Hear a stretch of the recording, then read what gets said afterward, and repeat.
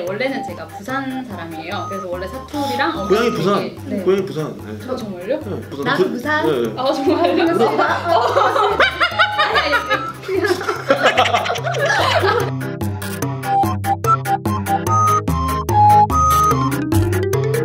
대표님이 시청자 여러분들 또 사업하는 대표님들이나 법무사 수험생들도 많이 있고 또 법무사님들도 있어요. 기본적으로 아나운서 출신이시고 말을 상당히 전달력이 좋고 말하는 법을 또 강좌를 해주시더라고요. 아 우리 시청자 여러분들이 어차피 사회생활 하려면 또 취업도 해야 되고 법무사님도 상담도 해야 되고 대표님들도 사람을 상대해야 되잖아요. 말하는 법 한번 우리 또 시청자 여러분들에게 좀 알려주시면 좋을 것 같아요. 제가 원래 아나운서 준비를 했고 관련 이제 일을 좀 했었는데 원래는 제가 부산 사람이에요. 그래서 원래 사투리랑 고향이 부산. 네. 고향이 부산. 네. 저 정말요? 네, 부산. 나도 부산. 네. 아 정말요?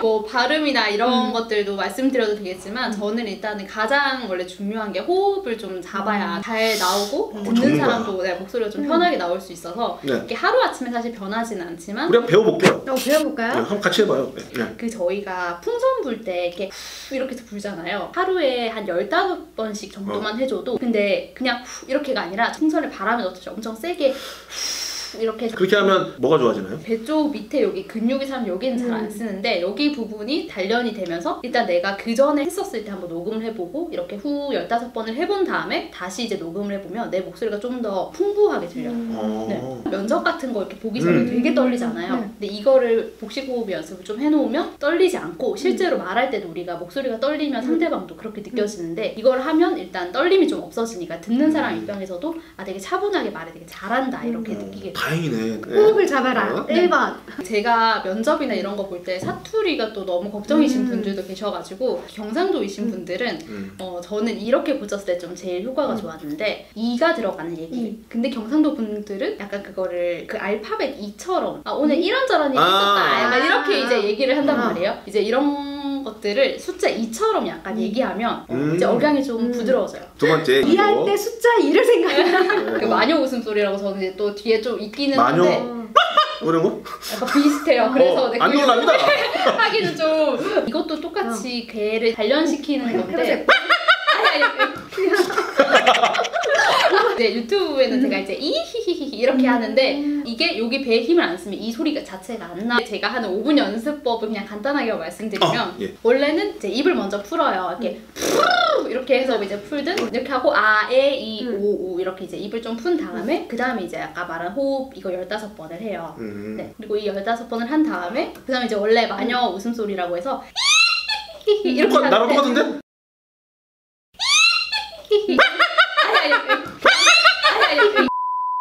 밖에서 못 하겠네요. 맞아요. 밖에서도 하고 집에서도 하고 차 안에서 대기실에서 하면 난리 나. 그 다음에는 말하거나 이렇게 할 때 물수제비를 넣는다는 느낌으로 예를 들어서 가나다라 마바사 아자차카타파 이렇게 물수제비를 던진다는 느낌으로 말을 끊지 않고 더 나아간다는 느낌으로 이렇게 연습해주고 그리고 예를 들어서 발음이 너무 부정확하신 분들은 자기가 예를 들어서 발표해야 될 뭐 원고나 대본 같은 것들을 하나하나 좀 천천히 크게 읽는 거예요. 그래서 예를 들어서 뭐 물수제비를 던지듯이라고 하면 물수제비를 던지든 이렇게 하나하나씩 꼭꼭 집어가면서 큰 입모양으로 하면 그 다음에 다시 한번 얘기했을 때는 되게 편안하고 자연스럽게 느껴요. 우리가 이제 살다 보면 면접을 많이 보게 되고 사람들 앞에서 브리핑을 할 때도 있고 여러 가지 발표를 할 때가 있잖아요. 그런 거에 대한 또 본인만의 또 노하우가 있으세요? 면접할 때 저도 일단 자기 암시를 좀 미리 많이 거는 편이고 이제 면접 심사관님을 제가 가장 편애하는 뭐 삼촌이라든지 이제 그런 분이라고 생각하고 최대한 이제 말을 하고 이제 면접을 보려고 해요. 그래? 그러다 보니 삼촌 안녕? 건방져질 수도 있는데 그래도 일단 그 분위기 자체가 좀 딱딱하기 때문에 사람들이 일단 긴장을 하게 돼요. 그래서 그 정도 생각을 하는 것만으로도 좀 긴장 완화에 도움이 될 것 같아요. 저는 옛날에 만약에 사람들 앞에서 뭔가 이렇게 할 일이 있잖아요. 뭐 공연을 하거나 뭐 하여튼 말할 일이 있으면 일부러 저는 좀 그랬어요. 제가 원래 좀 뭐 프로가 아니니까 제가 혹시 실수를 하더라도 여러분 이해 부탁드려요 이러면서 약간 재밌게 넘어가면 내가 실수를 해도 내가 완벽하지 않은 걸 다 아니까 그게 되게 편하더라고. 아 제가 또 실수를 했네요 막 이러면서 맞아. 근데 이게 진짜 중요한 게 만약에 내가 너무 떨리거나 너무 불안하다 하면 그 전에 미리 그거를 얘기해도 괜찮아요. 심호흡을 한번 크게 해서 숨을 그냥 한번 탁 크게 뱉어놓으면 마음이 잔잔해지는 느낌. 그리고 네. 절대 제 커피를 마시는데 네. 면접이나 뭐 큰 뭐 미팅이 있다. 그러면 카페인을 절대 먹고 가지 않습니다. 떨리지 않아도 카페인을 네. 먹으면 맞아요. 이 떨리지 않음에도 불구하고 심장이 두근거릴 때가 커피를 있거든요. 먹으면 또 약간 홍보 마케팅 이런 거에 관심이 많으신 것 같아요. 법무사도 사업이고 이 홍보와 마케팅에 대한 이제 본인만의 또 노하우는 일단 그 홍보나 뭐 마케팅 영업 같은 경우에는 내가 앞으로 어떤 일을 하든지 간에 꼭 필요한 분야라고 생각을 하는데 예를 들어서 스마트 스토어에 물건을 팔려고 해도 이 물건을 이제 어떤 사람들이 봐야 이제 그렇죠. 물건을 살 수 있으니까 여기도 마케팅이 들어가고 자기를 알려야 되기 때문에 맞아요. 마케팅이라는 게 꼭 필요한 것 같아요. 그래서 저는 일단 가장 첫 번째로 제일 중요한 거는 본인만의 딱 자기한테 맞는 채널을 갖고 있으면 제일 좋아요. 나만의 공간. 네. 근데 그게 유튜브인 것도 있고, 이게 인스타인 것도 있고, 블로그인 것도 있고, 뭐 키워드로 하는 것도 있고, 이게 다 그 분야는 내가 이제 어떤 종목을 하냐, 이제 그런 거에 따라 좀 달라질 것 같긴 한데, 전문직이나 이제 나를 좀 알려야 되거나, 내가 무슨 개인적으로 컨설팅이라든지 서비스를 해야 되는 사람들은 본인의 블로그를 만들어 놓고, 거기에 되게 칼럼 같은 거를 많이 써놔요. 그렇죠. 어쨌든 상대방이 나에게 대한 신뢰를 가지고 있어야 되기 때문에 되게 양질의 글을 좀 많이 써놓고, 그 다음에 이제 사람들이 좀 모으게 되면 훨씬 더 네. 지금 하나 만드시면 제일 좋을 것 같아요. 그니까요. 네. 이걸 해야 되는데. 사업이 확장이 되다 보니까 우리가 또 법무사 할 일이 생기셨잖아요. 네네. 법무사를 또 이렇게 찾게 되셨는지 좀. 개인 사업자로는 스마트 스토어를 하고 있고 교육 쪽도 하고 있는데 교육 쪽은 좀 사업자를 분리해서 좀 하고 싶다라는 생각이 들더라고요. 네, 그래가지고 이제 법인을 새로 하나 만들게 되고 어쨌든 법인을 이제 만들려고 하다 보니까 정말 이제 어떻게 해야 될지 아예 모르겠더라고요. 예. 그러다 이제 세무사님께 물어보니까 법인은 법무사님께 얘기해서 하면 된다라고 해서 임동훈 법무사님 제가 이제 등장을 한 거죠. 네. 짜잔 해서 네. 되게 친절하게 이제 어떤 거 준비하면 될지 네. 그 안에 이제 필요한 것들까지 다 얘기해 주셔가지고 네 법인을 이제 만들게 됐죠. 조만간 저한테 오신다고 하니까요. 오늘따라 유달리 적극적이네. 마음에 들었나 봐.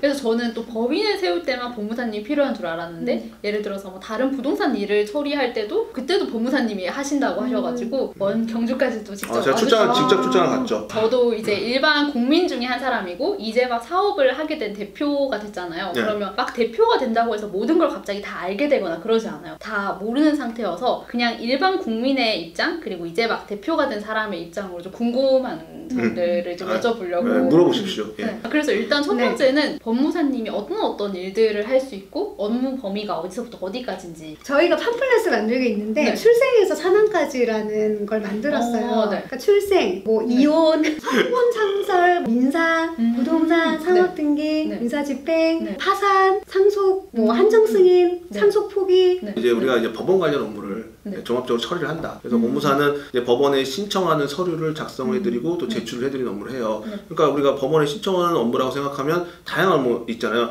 법인 설립하셨죠. 그게 법인 설립하신 게 어디 업무라고 생각하세요? 잘 그걸 모르셔서 문제가 되는 거예요. 그게 등기를 하는 거잖아요. 네. 등기가 법원의 업무예요. 뭐 예를 들면 서울중앙지방법원 등기국이라고 하거든요. 네. 그게 법원 산하에 있는 기관입니다.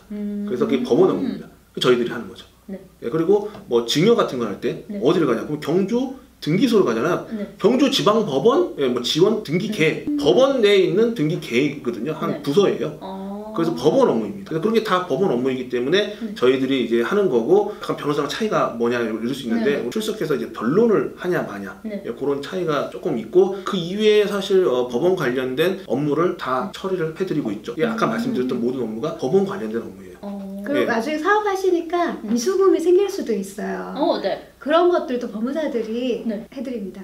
미수금 어떻게? 미수금 생기면은 채권자한테 저희가 압류 및 추심 절차를 통해서 회수할 수 있게끔 그러니까 그런 절차도 하고 있어요. 소송도 하고 네. 집행 절차, 그 집행 절차라고 그래서- 하는데 집행 네네. 절차도 하고 있습니다. 근데 이거 되게 중요해요. 네. 왜냐면 자영업자 네. 분들도 그럼 이제 법무사님 쓸 일이 그렇죠. 그럼요. 그 많은 그러니까 거죠. 말씀을 드리면 사실 법원 사건 중에 소송 사건이라고 하는 거거든요. 그거는 그러니까 소송이 있고 비송이 있어요. 네. 소송이 아닌 것. 네. 근데 이제 등기나 이런 건 비송 사건이거든요. 네. 근데 이제 비송 사건은 저희들이 많이 하고 있고 기본적으로 소송 사건도 보통 소송 사건 같은 경우에는 대여금, 미수금, 뭐 물품 대금 이런 거는 거의 소장을 제출하고 상대방이 뭐 그렇게 반박할 내용이 별로 없어요. 근데 법무사를 통해서 많이 진행을 하세요.